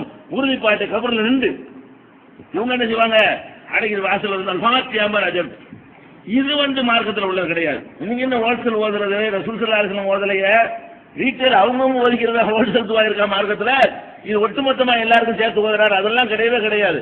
அவரவர் ஓதும் போது உள்ளத்திலிருந்து ஓதுவாரு, அது புரிஞ்சு ஓதுவாரு, அது அவருக்கு நன்மை கிடைக்கும். அதனால அடக்கம் செஞ்சுட்டு கபருக்கானை விட்டு வெளியே வராமலையே அந்த இடத்துல நின்று கொண்டே என்ன செய்யணும், எல்லாரும் இஸ்தக்ஃபிரு, அந்த அவருக்காக பாவ மன்னிப்பு தேடிவிட்டு அவருக்கு உறுதிப்பாட்டை கேட்க வேண்டும் என்பதை நபிகள் நாயகம் ஸல்லல்லாஹு அலைஹி வஸல்லம் அவர்கள் கற்றுத் தந்திருக்கிறார்கள். இது ஒரு விஷயத்தை அறிந்து கொள்ள வேண்டும். அடுத்து என்ன கேட்டா, இந்த அடக்கி முடிச்ச பிறகு நம்ம நடைமுறையில ஒரு வழக்கம் இருக்கிறது. என்ன வழக்கம், குறிப்பிட்ட நாட்கள்ல சோறாக்கி போடுறது, அது அன்னைக்கே சாப்பாடாக்கி இறந்தவர்கள்ட்ட விருந்து கொடுக்கறது, 3ஆம் நாள் விருந்து, 7ஆம் நாள் விருந்து, 40ஆம் நாள் விருந்து, வருஷ விருந்து, இது மாதிரியான ஒரு பழக்கம் இருக்கிறது. ஆனால் நபிகள் நாயகம் ஸல்லல்லாஹு அலைஹி வஸல்லம் அவர்கள் காட்டி தந்த மார்க்கத்துல இதுக்கு அனுமதியே இல்லை. என்ன அனுமதி இருக்குது, ஜாஃபர் இறந்த பொழுது ஏற்கனவே சொல்லப்பட்டிருக்கிறது, ஜாஃபர் ரலியல்லாஹு அன்ஹு அவர்கள் அவங்களுடைய தம்பி அவங்க இறந்த பொழுது ரசூல் ஸல்லல்லாஹு அலைஹி வஸல்லம் வந்து சொன்னார்கள், இஸ்னவுலி ஆலி ஜாஃபர் தாமன், ஜாஃபருடைய குடும்பத்தாருக்கு நீங்க எல்லாம் சாப்பாடு செஞ்சு கொடுங்க அப்படின்னு சொல்லி ரசூல் ஸல்லல்லாஹு அலைஹி வஸல்லம் அவர்கள் சொல்லி, அது ஏன்னா அவங்களுக்கு வேற ஒரு கவலை இருக்கிறது, இப்ப சோறுலாம் ஆக்க முடியாது அவங்களுக்கு, அதனால நீங்க சமைச்சு கொடுங்கன்னு சொல்லி மற்றவங்களுக்கு உத்தரவு போட்டாங்களே தவிர மௌத்தான வீட்டுல சமைக்க சொல்லி போய் திங்கிறது ரசூல் ஸல்லல்லாஹு அலைஹி வஸல்லம் அவர்கள் அதுக்கு ஆர்வம் மூட்டவும் இல்லை, சொல்லவும் இல்லை. இது ஏற்கனவே சொல்லப்பட்டிருந்தாலும் திருமதியில 919 அகமது, அபு தாவூத், இப்னு மாஜா, தாரகுத்னி, ஹாக்கிம், தபரானி இதெல்லாம் பதிவு செய்யப்பட்டிருக்கிறது. அதே மாதிரி நபி தோழர்கள் கூட இந்த ஹதீஸின் அடிப்படையில் வாழ்நாள் கூட செயல்பட்டிருக்காங்க. எப்படி செயல்பட்டிருக்காங்க? குன்னா நரல் இஜ்திமா இலா அஹ்லில் மையித்தி ஒரு சுன்னாத்தி தயா தாமி மினன் நியாகத்தி, ஒரு இறந்தவர்கள் வீட்டில் போய் மொத்தமா போய் எல்லாரும் குழுமுவது, அங்க போய் சோத்து திங்கிறது, அதுக்காக வேண்டி விருந்து தயாரிக்கிறது, இதுகளை எல்லாம் நாங்கள் ஒப்பாரி வைக்கிற வகையில் ஒரு வகையாக நாங்கள் கருதி கொண்டிருந்தோம். நான் ஒப்பாரி வைக்கிறது எப்படி நாங்க தப்புன்னு நினைச்சோம், அந்த மாதிரி மூத்தான வீட்டுல சோறா என்னங்கடா பண்றீங்க அப்படின்னு கேட்பாங்களாம் சகாபாக்கள். அதை நாங்கள் ஒரு ஒப்பாரிக்கு நிகராகத்தான் இதை கருதி வந்தோம் என்று சொல்லி ஜரீர் இப்னு அப்துல்லாங்கிற சஹாபி சொல்றாங்க. இது இப்னு மாஜாவுல 1601 அகமது இதுல எல்லாம் பதிவு செய்யப்பட்டிருக்கிற ஒரு ஹதீஸா இருக்கிறது. அதனால இறந்தவர்களுக்காக வேண்டி இந்த சோறு கொடுக்கிறது இந்த மாதிரி விஷயங்கள் எல்லாம் இருக்கக்கூடாது. இது போக இந்த இறந்தவர்கள் தொடர்பாக உள்ள நடைமுறையில் உள்ள சில பழக்கங்களை உங்களுக்கு சுட்டி காட்டுகிறோம். அதுல எல்லாமே தவறானது. இப்ப நம்ம சொல்லக்கூடியது எல்லாமே தவறு. என்ன தவறுனா, சிலது குளிப்பாட்டும் போது செய்யற தவறுகள், சிலது தூக்கிட்டு போகும்போது உள்ள தவறுகள், சிலது அடக்கும் போது உள்ள தவறுகள், சிலது அடக்கி முடிச்ச பிறகு 4 தவறு வரிசையா நம்ம சொல்லுவோம். 4 வகையிலும் தவறு செய்கிறார்கள். ஃபர்ஸ்ட் தவறு என்னன்னு கேட்டா, இறந்தவருக்கு என்ன செய்வாங்கன்னு கேட்டா அந்த நகத்துல வெட்டுவாங்க. குளிப்பாட்டும் போது என்ன செய்யறாங்கன்னா வழக்கத்துல நகத்தை வெட்டி அந்த ரேசர் கொண்டு வாங்கன்னு சொல்லி முடியெல்லாம் எடுக்குவாங்க. சேவிங் பண்ணி என்ன செய்யறது, அக்குள் முடி அதெல்லாம் மர்மஸ்தானத்துல முடியெல்லாம் என்ன செய்வாங்க. அப்படி எடுக்கக்கூடிய ஒரு வழக்கம் இந்த குளிப்பாட்டக்கூடியவர்கள்ட்ட இருக்கு, பரவலாக இருக்கிறது. இது அல்லாவும் சொல்லாதது, அல்லாவுடைய ரசூலும் சொல்லாது. உன்னை குளிப்பாட்டும் போதே ஒரு மாதிரியா குளிப்பாட்டு பெற வேண்டியது தவிர இது எல்லாம் போய் எடுத்து விட்டு கல்யாண மாப்பிள்ளையா அவரு இது சொல்றீங்க, இது மார்க்கத்துல இல்லாது. அல்லாவுடைய ரசூல் சொல்லல முதல்ல. அப்ப இந்த மர்மஸ்தானத்தை முடி எடுக்கிறது, நகத்தை வெட்டி விடுறதெல்லாம் நமக்கு தேவையே கிடையாது. அது இல்ல. ரசூல் ஸல்லல்லாஹு அலைஹி வஸல்லம் அவன் நகத்தை எல்லாம் வெட்டுங்கன்னு சொல்லல. உங்களுக்கு குளிப்பாட்டிட்டு போய்க்கிற வேண்டியதுதான், அதோடு நிறுத்திக் கொள்ள வேண்டியது. இந்த பழக்கத்திற்கு மார்க்கத்தில் ஆதாரம் கிடையாது. அதே மாதிரி என்ன செய்வாங்கன்னு கேட்டா, அந்த பஞ்சு எடுத்து என்ன செய்வாங்கன்னு கேட்டா, அது குளிப்பாட்டி முடிச்சோடனே வயிற்றுல இருந்து மலைச்சலம் வெளியேறக்கூடாதுன்னு உள்ள அடைக்குவாங்க. இந்த பஞ்சை குளிப்பாட்டுறவங்க, உங்களுக்கு எல்லாம் குளிப்பாட்டுறதுக்கு பக்கத்துல நின்ற ஆளுக்கு தெரிஞ்சிருக்கும். குளிப்பாட்டுறதுக்கு பக்கத்துல கேட்டு உங்களுக்கு நான் ஒரு புதுசா தெரியும். குளிப்பாட்டுற பல ஊர்கள் என்ன செய்வாங்க, பஞ்சு கொண்டு வாங்கன்னு சொல்லி ஓட்டை அடைக்குவாங்களாம். இது உனக்கு என்ன தேவை, நீங்க இது அடைச்சதுனால என்ன நன்மை? அது இறந்து போனா வெளியே வந்துகிட்டு தான் இருக்கு, அது ஒரு பெரிய மேட்டரே இல்ல. ரசூல் ஸல்லல்லாஹு அலைஹி வஸல்லம் காலத்துல அதுக்கு முக்கியத்துவம் கொடுக்கல. இந்த பஞ்சு வச்சு அடைக்கிறது, மூக்குல பஞ்சு வச்சு அடைக்கிறது, காலுக்குள்ள பஞ்சு வச்சு அடைக்கிறது, இந்த பஞ்சு வச்சு அடைத்தல் என்பது நபிகள் நாயகம் ஸல்லல்லாஹு அலைஹி வஸல்லம் காலத்தில் செஞ்சதுக்கு எந்த விதமான ஆதாரமும் கிடையாது. அதெல்லாம் மூக்குல பஞ்சு வைக்கிறது மற்ற சமுதாய சகோதரர்கள் செய்யறாங்க. நம்ம சகோதரர்களும் காப்பி அடிச்சு நினைச்சாங்க சில ஊர்கள்ல, அதையும் செய்யறாங்க. மூக்குல பஞ்சு அடைக்கிறதா இருந்தாலும் சரி, மற்ற துவாரங்களை அடைப்பதா இருந்தாலும் சரி, இதெல்லாம் இவங்களா உண்டாக்கி கொண்டதை தவிர இது மார்க்கத்தில் எந்த விதமான ஆதாரமும் குர்ஆன்லயும் கிடையாது, ரசூலுல்லாஹ் சொல்லவும் கிடையாது, சஹாபாக்கள் யாரும் இதை கடைப்பிடிக்கவும் கிடையாது என்று விளங்கிக் கொள்ள வேண்டும். அதே மாதிரி ஜனாசா குளிப்பாட்டும் போது என்ன செய்வாங்க, அது எதுக்குன்னு கஷ்டமாக்கணும். அப்பதான் நீங்க மோதினாரையும் நம்பி இருக்கணும், இல்லாட்டி நீங்க குளிப்பாட்டுருவீங்க. அதுக்காக பயங்கரமான சரத்தெல்லாம் போட்டு வச்சிருப்பாங்க. அதுல முக்கியமான என்னன்னு அதுக்குன்னு சில துவாக்கள், அதுக்கு அதெல்லாம் ஓதி பண்ணும் சொல்லுவாங்க. இது என்னப்பா இதெல்லாம் ரசூலுல்லாஹி ஸல்லல்லாஹு அலைஹி வஸல்லம் எப்ப இதெல்லாம் சொல்லி தந்தாங்க? குளிப்பாட்டுறதுக்கு ஒரு துவாவும் கிடையாது. அதுக்கு அல்ஹம்து ஓத வேண்டியதோ மற்றது ஓத வேண்டியதோ, அது சுப்ஹானல்லாஹ் ஓதுறதோ, அது லா இலாஹா இல்லல்லாஹ் குளிப்பாட்டும் போது இதை ஓதணும்னு உனக்கு சொல்லி தந்த ஆள் யாரு? அல்லாஹ் சொல்லியிருக்கானா? அல்லாஹ்வுடைய ரசூல் ஸல்லல்லாஹு அலைஹி வஸல்லம் சொல்லியிருக்காங்களா? குளிப்பாட்டுறதுக்குன்னு ஒரு துவாவும் கிடையாது. சும்மா தண்ணியை ஊற்ற வேண்டியதான். வலது பக்கம் ஊத்த சொல்லியிருக்கா, ஊத்திட்டு போயிட வேண்டியதுதான். அதுக்கு எந்த விதமான ஆதாரமும் கிடையாது என்பதை நம்ம விளங்கிக் கொள்ள வேண்டும். அடுத்து என்ன செய்வாங்கன்னு கேட்டா, இறந்தவொன்னு விளக்கு கொளுத்தி வச்சிருவாங்க, நெருப்பு வணங்கிகள் மாதிரி. இறந்த உடனே கால் மாட்டில் என்ன செய்வாங்க, ஒரு விளக்கு எரியும். அந்த விளக்கு எப்படி எரியும்? ஜனாசாவில் அடிக்கிட்டு வந்தவொன்னு எரியும், ராத்திரி பூரா எரியும், பகல் பூரா எரியும். 3 நாளைக்கு அந்த விளக்கு எரியுமா, ஆவி வந்துருமா. இறந்து போனாலே அவர் சுத்திக்கிட்டே இருக்குங்கிறதுனால விளக்கு கொளுத்தி வைக்கிறது, மெழுகுதிரியை கொளுத்தி வைக்கிறது, இது மாதிரியான எந்த விதமான சடங்குகளும் ரசூல் ஸல்லல்லாஹு அலைஹி வஸல்லம் சொன்னது கிடையாது. நெருப்பை வணங்குறவர்களுக்கு அது சரி. இஸ்லாமிய மார்க்கத்துல வெளிச்சத்துக்கு தான் விளக்கே தவிர அது வேற ஒரு கணக்குல விளக்கு யூஸ் பண்ணக்கூடாது. வெளிச்சத்திற்கு தான் விளக்கு பயன்படுத்தும். பகலா இருந்தாலும் விளக்கு எரியும், ராத்திரியா இருந்தாலும் எரியும். நவீன காலத்துல எல்லாம் டீப் லைட் இந்த மாதிரி விளக்கு வந்த பிறகு அந்த விளக்கு கொளுத்தி வச்சிருப்பாங்க. இது ஒரு பக்கம் எரிஞ்சுக்கிட்டு இருக்கு. அதுக்கு மேலையும் ஒரு விளக்க கொளுத்தினா என்னது, நீ சடங்கா செய்றீங்க. இப்ப வெளிச்சத்துக்கு நீங்க செய்யல, வெளிச்சத்துக்கு கரண்ட் போச்சுன்னா விளக்க கொளுத்தினா ஒரு அர்த்தம் இருக்குது. கரண்ட் இருக்கும் பொழுது டியூப் லைட் போட்டிருக்கும் பொழுது அது நினைச்சுவாங்க, அந்த கால் மாட்டுல ஒரு விளக்கு வச்சிருப்பாங்க ஜனாசாவுக்கு பக்கத்துல. ஜனாசாவை எடுத்துட்டு போயிட்டா கூட ராத்திரி பூரா விளக்கு எரிஞ்சுட்டே இருக்கும். இது எதுக்கு செய்றீங்க? அப்ப நெருப்புக்கு என்னமோ இருக்குதுங்கிற மாதிரி அது ஒரு பெரிய சடங்கு மாதிரி செய்றீங்க. இது அல்லாஹ்வும் ரசூலும் சொல்லி தராத ஒரு விஷயம், இது செய்யக்கூடாது. அதே மாதிரி என்ன செய்வாங்கன்னு கேட்டால், அந்த இறந்து போன உடலை எடுத்துக்கிட்டு போகும் பொழுது அந்த இறந்து போன கிழமை, இறந்து போன நாளுக்கு தகுந்த மாதிரி என்ன செய்வாங்க, அவங்களுடைய தகுதிக்கு தகுந்தவாறு பொருள்கள், ரொட்டி எடுத்துட்டு போறது, வாழைப்பழத்தை எடுத்துட்டு போறது, அரிசி கொண்டுட்டு போறது, தர்மம் செய்யலாம். இறந்தவருக்க வேண்டிய இப்படியா அந்த ஜனாசா கிட்ட வச்சு கேவலப்படுத்தி அவங்களை அடிச்சுக்கிற வச்சு அந்த மக்களை வாங்கக்கூடியவன் கண்ணியமான மக்களை வாங்கிட்டு போக வைக்காம ரொம்ப அற்பமான கேவலமாக கருதப்படக்கூடியவர்கள் தான் அதை வாங்குவாங்க. சமுதாயத்தில் ரொம்ப இழிவாக கருதப்படக்கூடியவர்கள் எல்லாம் வர சொல்லி அது மாதிரி எல்லாம் ஒரு பழக்கம், சோத்தை கொண்டு போறது, அரிசியை கொண்டு போறது, அங்கனுக்குள்ள கபுர்ஸ்தான்ல வச்சு என்ன செய்யறது, அளந்து கொடுக்கிறது. இதெல்லாம் ரசூல் ஸல்லல்லாஹு அலைஹி வஸல்லம் காலத்துல இந்த உணவுகள் எல்லாம் கொண்டு போனப்பட்டதுக்கு என்ன இல்ல, தேங்காயோ பழமோ பூவோ எதுவும் கொண்டு போக தேவையே இல்லை என்பதை அடுத்து விளங்கிக் கொள்ள வேண்டும். அடுத்து என்ன சொன்னா, அந்த வீட்டுல லைட் போட்டுருவாங்க, சரியான கஞ்சனா கூட இருப்பான். அவன் என்ன செய்வான்னா 40 நாளைக்கு லைட் எரியும் வாசல்ல. உங்களுக்கு தேவைக்கு லைட்டு போட்டா பரவாயில்லைங்களா, அது ஒரு வீட்டுல இறந்துட்டாங்கன்னு சொன்னா அங்க பேய் சுத்துமா, அதுக்காக என்ன செய்யணுமா, அங்க விளக்கு போட்டு வச்சிடணுங்கிற மாதிரி ஒரு நம்பிக்கையில அது ஒரு சடங்காக விளக்கு போட்டார். விளக்கு தேவை என்பதற்கு போடுவது என்பது வேற, வெளிச்சமா இருந்தாலும் அந்த வீட்டு வாசல்ல ஒரு லைட் என்ன செய்யணும், எரியணும். அந்த நம்பிக்கை தப்பா இருக்குமே, ஆனால் அதுவும் மார்க்கத்துல தப்பாக விடும். அதை ஒண்ணு பாத்துக்கிற வேண்டியது. அது மாதிரி இறந்துட்டாருன்னு வைங்களேன், இறந்தவரை மாதவிடாய் ஏற்பட்டவங்க பாத்திரக்கூடாது, பிரசவ சீட்டு உள்ளவங்க பாத்திரக்கூடாது, குளிப்பு கடமையானால் போய் பாத்திரக்கூடாது. ஏன் இது பார்த்தா உங்களுக்கு என்ன, இது தடுக்க நீங்க யாருங்கிற, குளிப்பு கடமையா இருந்தா ஜனாசா தொழுகையா, குளிப்பு கடமையா இருந்தா தொழுகக்கூடாதுன்னு மார்க்கத்தில் இருக்கிறது. ரசூல் ஸல்லல்லாஹு அலைஹி வஸல்லம் என்ன பண்றாங்க, அந்த ஜனாசா வாங்கி வைக்கிறதுக்கு மட்டும்தான் அதை கேட்கறாங்க.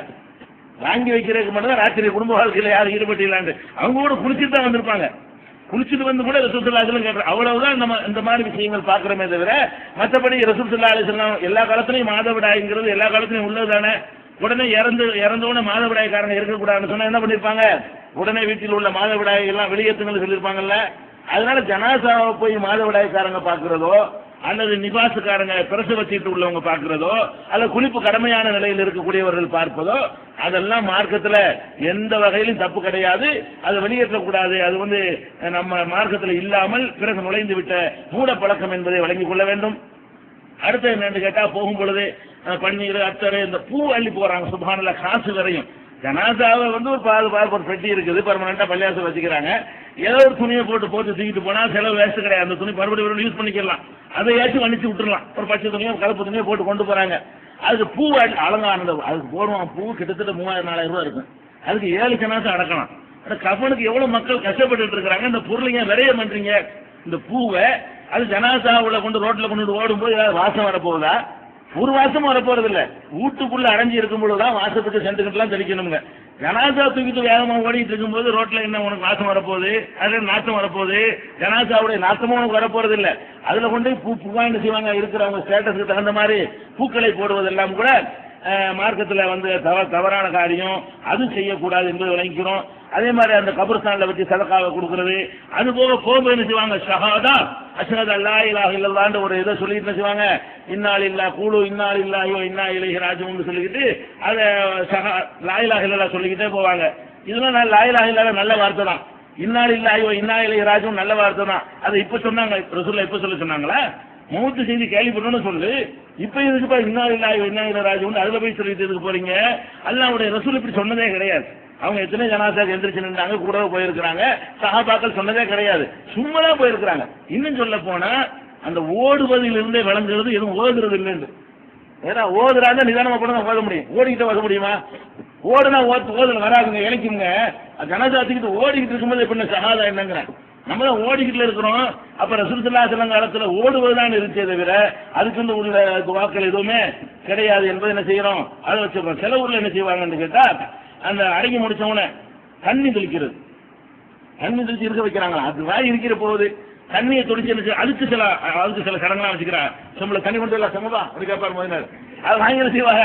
அதுக்கு என்னமோ துவாவெல்லாம் ஓதி இங்கிட்டு கொஞ்சம் அங்கிட்டு கொஞ்சம் அது சடங்கு மாதிரி. அது இவர் போய் என்னமோ செஞ்சாதான், அதாவது அது காப்பி அடிக்கிறது, புரோகிதத்தை உண்டாக்குறது.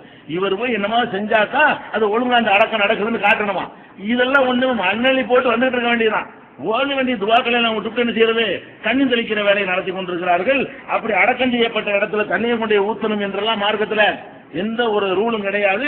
ரசூல் ஸல்லல்லாஹு அலைஹி வஸல்லம் வந்து தண்ணியை கொண்டு வாங்க 2 வாளியில அடக்கி முடிச்சோன்னு ஊத்தணும்னு சொன்னாங்கன்னா சொல்லவே இல்லை. அதுவா இறங்கிரும். மண்ணை என்ன செஞ்சிடும், காஞ்ச உடனே இறங்கி போயிடும், மழை பெஞ்சா இறங்கி போயிடும். இதுக்கு நீங்க தனியா ஸ்பெஷலா ஒன்றும் செய்ய வேண்டியதில்லை. சில ஊர்ல என்ன செய்வாங்கன்னு கேட்டா, ஜனாஸா உள்ள வைக்கும் பொழுது பாங்கு சொல்லி உள்ள வைப்பாங்க.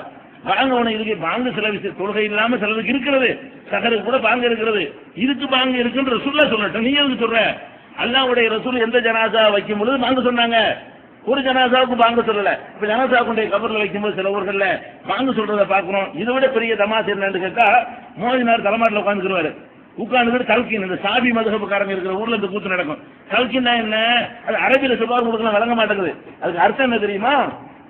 சகோதரரே, இன்னாருடைய மகன் இன்னாரே, இப்படிதான் சொல்லுவாங்க அரபில. வேற கூட சொல்ல மாட்டாங்க. இன்னாருடைய மகன் இன்னாரே என்று அரபில இருக்கும்ல, இன்ன புலானப்பட புலானப்பட புலான், இன்னாருடைய மகன் இன்னாரே என்று சொல்லி ஆரம்பிச்சு என்ன செய்வாங்க, உன்னிடத்திலே மலக்குகள் வருவார்கள், உன் மன் ரப்புக்கு என்று கேட்பார்கள், உன் இறைவன் யார் என்று கேட்பார்கள், என் இறைவன் அல்லாஹ் என்று நீ பதில் சொல்லு, யார் உன்னுடைய ரசூல் என்று கேட்பார்கள், ரசூல் நபி என்று நீ இப்படி சொல்லுன்னு சொல்லிட்டு ஜவாபுகள் சொல்லிக் கொடுப்பாங்க. முன்கர் நக்கீர் கேள்வி கேட்கும் போது ரிப்ளை எங்கிருந்து செய்வாங்க, நடக்குமாயிதாங்க, இங்க நீ சொல்லி கொடுத்தது ஆகுமா?